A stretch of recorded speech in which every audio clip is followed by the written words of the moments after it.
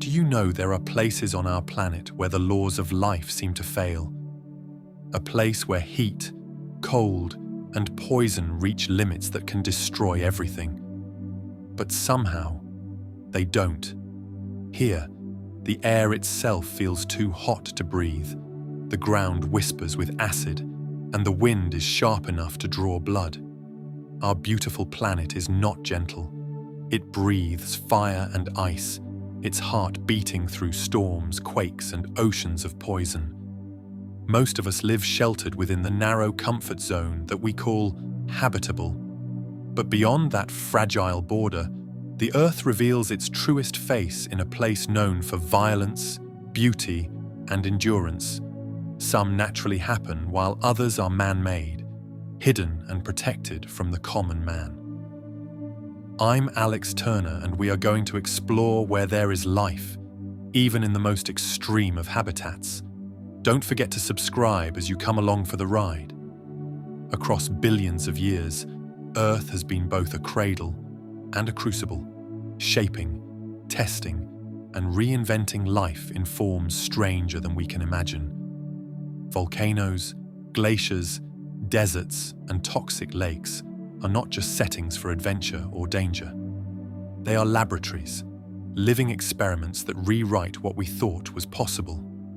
Scientists call these environments extreme habitats, but for the organisms that live there, they're simply home. At the edges of survival, evolution sharpens its tools. Here, in boiling acid and eternal frost, in radioactive stone and oxygenless depths, life discovers new ways to adapt. So what makes these places so lethal? And why does life still dare to exist there? To answer that, we have to travel from deserts that burn like alien suns, to ice fields colder than space, then to lakes that kill and vaults that hum with human danger. Because the further we go into Earth's hostility, the more we uncover the code of survival itself. The fire, Danakil Depression, Ethiopia. The ground here doesn't just burn, it breathes fire. The Danakil Depression is one of the lowest, hottest, and most toxic places on Earth. A landscape carved not for the living, but for endurance itself. By midday, temperatures soar past 50 degrees Celsius, hot enough to warp metal. The air tastes of sulfur and salt, the wind carrying invisible poison. Even the rocks hiss as gases seep from the cracked earth. It's a place where water, the very symbol of life, has turned against it. The ground ripples in shades of neon yellow, emerald green, and blood red, like paint spilled on another planet. Acid pools bubble under the relentless sun, releasing clouds of vapor that sting the eyes and burn the throat. Here, the crust of the earth seems to dissolve, while salt and minerals crystallize into alien formations you couldn't even dream of. And if you didn't know better, you might think you were standing on another world. Scientists once believed nothing could live here. The conditions were too harsh, too lethal, an environment of pure hostility. But then came the shock. In the depths of these toxic pools, under microscopes fogged by acid fumes, researchers found life. Microbes, microscopic organisms that breathe sulfur instead of oxygen. Creatures that don't just survive the acid, they depend on it.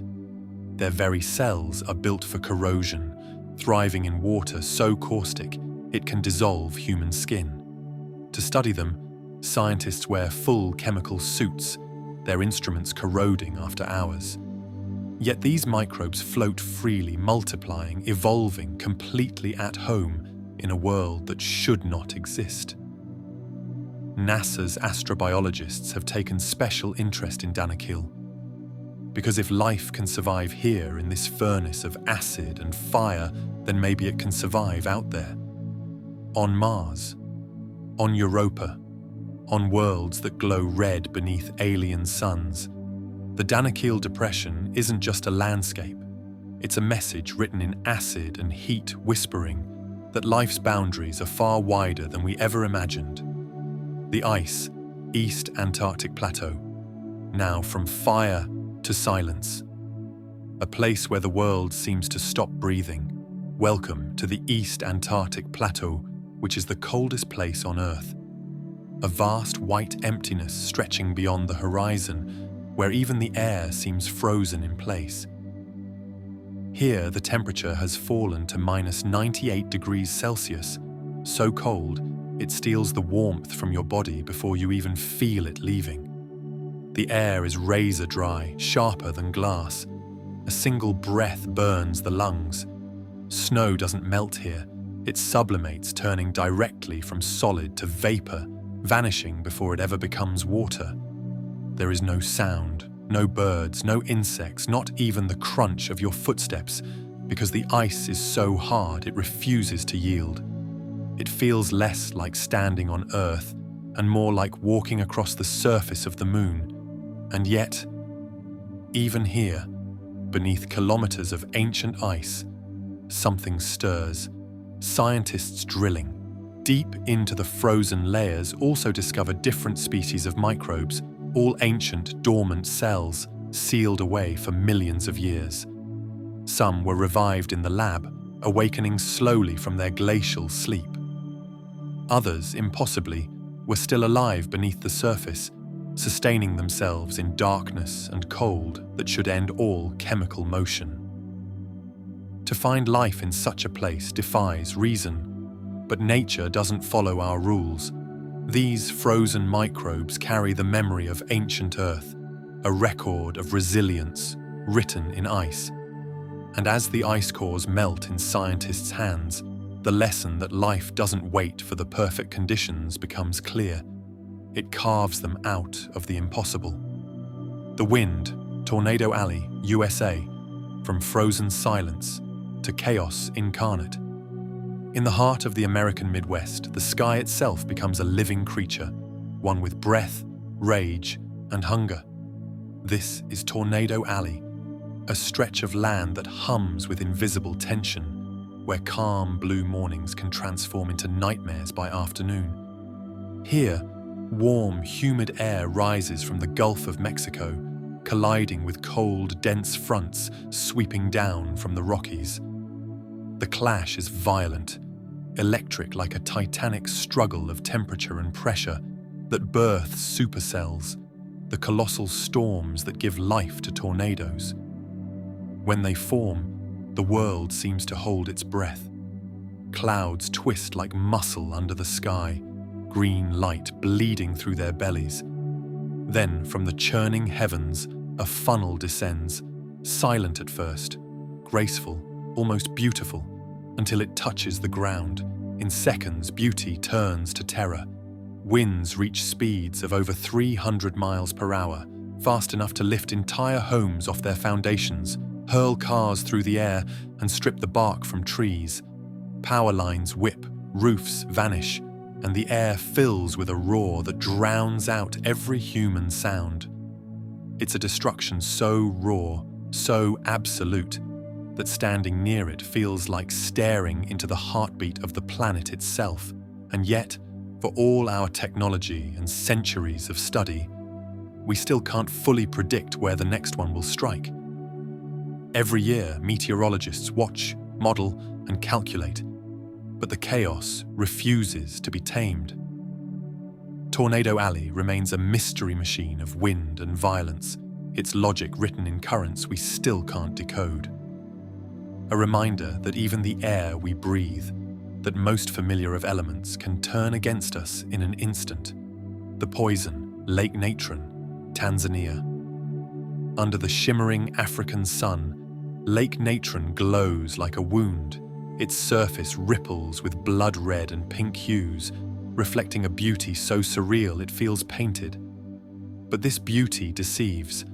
The lake is one of the most toxic environments on Earth. Fed by mineral-rich springs from the Great Rift Valley, its waters reach alkaline levels so extreme they can mummify an animal in just a few days. Birds that mistake its glassy surface for safety are swallowed whole, preserved in ghostly stillness. The temperature of the lake often exceeds 60 degrees Celsius, and its pH can climb above 10, which is strong enough to burn skin, dissolve flesh, and turn bone to stone. It is, quite literally, a mirror of death. And yet somehow life flourishes here. Tens of thousands of flamingos return to Lake Natron every year to breed, nesting on islands of salt surrounded by poison. Their long legs wade through caustic water. Their young hatch in a world no other creature dares approach. The paradox is striking. In a place that kills nearly everything, death itself creates the conditions for life. Predators cannot reach the flamingos across the caustic crusts, and the toxic water keeps them safe. A deadly sanctuary where life and danger coexist in fragile balance. The lake becomes a symbol, not of destruction, but of adaptation through defiance. Because even when the world turns hostile, life finds a way to turn its venom into shelter. The boiling abyss, Lake Kivu, Rwanda-DRC border. From the searing deserts and eternal fires, we move to stillness that feels peaceful. But here, peace is only the surface. Lake Kivu, on the border between Rwanda and the Democratic Republic of Congo, is vast and calm that displays a mirror of blue and surrounded by green hills. To the eye, it's a paradise. But beneath its tranquil surface lies a secret that could rewrite the word: catastrophe. Trapped within its depths are over 300 cubic kilometers of gas, a deadly blend of carbon dioxide and methane. Layers upon layers of these gases sit under pressure, waiting. If disturbed by an earthquake, a volcanic eruption, even a shift in the water's balance, the entire lake could erupt like a soda bottle the size of a nation. Millions could suffocate in minutes, engulfed by invisible clouds of CO2, heavier than air, rolling down into towns and villages. It's a sleeping monster of immeasurably powerful, and yet there is life here too. Deep in the oxygenless waters, tiny microbes which are unseen guardians consume the methane and keeping the lake's chemistry delicately stable. Their existence defies logic. In an environment primed for destruction, they hold the line between calm and catastrophe. Invisible life, holding back disaster. A quiet reminder that the smallest organisms can carry the weight of the world. The salt caves of Mexico. The Nacre crystal caves. Hidden below the Nacre mine in northern Mexico lies a cathedral of crystals, vast enough to make you feel microscopic. The air is thick and heavy, shimmering with heat that reaches 55 degrees Celsius. Just minutes inside without protection can kill you. Towering around you are colossal beams of selenite crystals, translucent and glowing, some stretching more than 12 meters long. It's as if you've entered a cathedral carved from glass. But beauty here is lethal. The humidity approaches 100%, turning every breath into struggle. The heat burns from within. Human lungs can't last long enough here. And yet, locked inside these crystals for tens of thousands of years, scientists discovered ancient microbes, tiny forms of life sealed away since before the rise of civilization. When released, some awoke as if they had merely been sleeping in time. Frozen in crystal, life had been waiting for us to find it. Waiting to prove that even in suffocating heat and timeless darkness, existence never truly ends. It simply pauses. The fire pit, the door to hell, Turkmenistan. Now, journey with me into the desert night, to a place where the earth itself has been burning for half a century. In the Karakum Desert of Turkmenistan lies a crater so vast and bright that it can be seen from miles away. Locals call it the door to hell. In 1971, Soviet engineers were drilling for natural gas when the ground beneath them collapsed, swallowing their equipment and exposing an enormous gas pocket. To prevent toxic methane from spreading, they set it on fire. They thought it would burn out in a few weeks. That was over 50 years ago. The flames have never died. Day and night, the crater roars, a chasm of fire nearly 70 meters wide, exhaling heat like a living furnace. The edges shimmer with mirages. The air smells faintly metallic, like scorched earth and time itself. And once again, scientists found the unthinkable.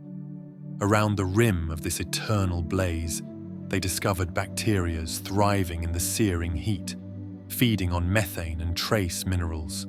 Life, finding oxygen where there should be none. It's a haunting image, the planet's wound, still burning, still alive. A reminder that even in the most violent transformations, life refuses extinction. Fire, poison, wind, and ice, each of these forces tells the same quiet truth. Life does not merely endure the Earth's fury, it evolves through it. The silent tombs, nuclear waste vaults, beneath the Earth, beneath mountains and deserts in places the world would rather forget, lies the most secret chambers ever built by humankind. Vaults that are to be sealed, not for years or centuries, but for hundreds of thousands of years. These are the nuclear waste repositories, or otherwise known as the silent tombs. In Finland's Onkalo repository, Yucca Mountain Nuclear Waste Repository in the US, and in the deep geological vaults of Russia like PPZRO and LAKE Karachi, we bury the deadliest remnants of our own progress. Barrels of radioactive waste, glowing with energy that will remain deadly long after our cities are dust. The engineers who built these vaults face a problem no civilization has solved. How do we warn the future creatures, civilizations or species to not to open what we've buried out of curiosity? And even here, in the quiet of these man-made tombs, life has already started. Bacteria and fungi that feed on radiation now line the walls, thriving in the very heart of what we call death. Life, once again, reaching out its hand into the impossible. The vaults we built to contain danger have become laboratories for resilience. Even our most dangerous creation has become a new beginning. Now, one truth emerges. Life is not fragile as once thought. It's relentless. The more hostile the world becomes, the stronger life learns to be. From microbes that swim in acid to bacteria that feed on flame, from frozen cells beneath Antarctic ice to invisible guardians in deadly lakes, life can endure. Because the most dangerous places on Earth are not where life ends, but where it begins again. And if this journey through Earth's most hostile corners left you amazed, don't let it end here. Like this video, share it with those who love the wonder of our planet, and subscribe for more stories that uncover the shocking, the beautiful, and the impossible, so you never miss the next deep dive into the mysteries of life on Earth and beyond.